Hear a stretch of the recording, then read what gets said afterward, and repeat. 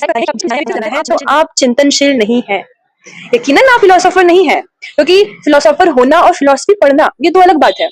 यदि कोई इंसान कहता है कि वो फिलोसोफर है लेकिन उसकी जिंदगी फिलोसॉफिकल ही नहीं है, वो सुबह उठ के एक्सरसाइज नहीं कर रहा, जिम नहीं जा रहा, उसकी हेल्थ कॉन्शियसनेस 0% है या 0.001% है, उसको नहीं पता कि उसको क्या खाना चाहिए क्या नहीं खाना चाहिए, उसको एक पार्टी चूज करनी चाहिए या दो पार्टी चूज करनी चाहिए, उसे किस तरह का धर्म अपनाना चाहिए, उसे किस तरह के सिद्धांतों को अपनाना चाहिए, उसे अपने आसपास किस तरह की बाउंड्रीज लगानी चाहिए, उसको यदि इस तरह का कोई भी नॉलेज नहीं है तो मैं कह सकती हूँ कि वो फिलोसोफर ही नहीं है। भले ही उसको अभी फिलहाल में 5 फिलोसोफर्स के नाम याद हो, मुझे तो 500 याद है या फिर 50, मैंने बढ़ा चढ़ा कर कह दिया, लेकिन हाँ प्रिंसिपल्स मुझे कुछ हद तक याद हो सकते हैं। लेकिन उस प्रिंसिपल्स का क्या महत्व यदि मैं उसको अपनी जिंदगी में उतार ही नहीं रही हूँ, यदि मेरा बॉडी मास बढ़ रहा है, यदि मैं किसी एक पॉलिटिकल पार्टी को लेकर बैठी हूँ, यदि मुझे पता ही नहीं है कि गोल्ड कितना महंगा हो गया, क्यों हो गया, किस वजह से हो गया, क्यों मोदी जी कह रहे हैं कि गोल्ड मत खरीदो, और यदि वो गोल्ड न खरीदने की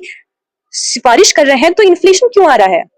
क्यों आरबीआई किस तरह के कदम नहीं उठा पा रही है, repo rate, reserve repo rate, यहाँ तक कि सिक्योरिटी बॉन्ड्स को भी रेगुलेट नहीं कर पा रही है, और एक्सचेंज रेट तो हाई लेवल पे पहुंच गया है।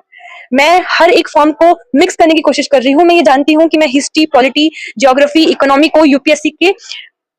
मिक्सचर के थ्रू बोलने की कोशिश कर रही हूँ, और उसमें मैंने घुसा दिया है फिलोसॉफी को, लेकिन मैं ये जानबूझ के कर रही हूँ ताकि मैं आपको ये बता सकूं कि किसी भी तरह का कोई भी टॉपिक हो, यदि आप उसको अपने जीवन में नहीं उतार रहे हैं तो आप बस एक ज्ञानचंद है। जिस तरह मैं एक ज्ञानचंद हूँ, लेकिन मैं जो भी कह रही हूँ उसको मैं लाइफ में उतार ही नहीं रही हूँ, तो मेरा कहना, किसी भी तरह का कहना व्यर्थ है, महत्वहीन है,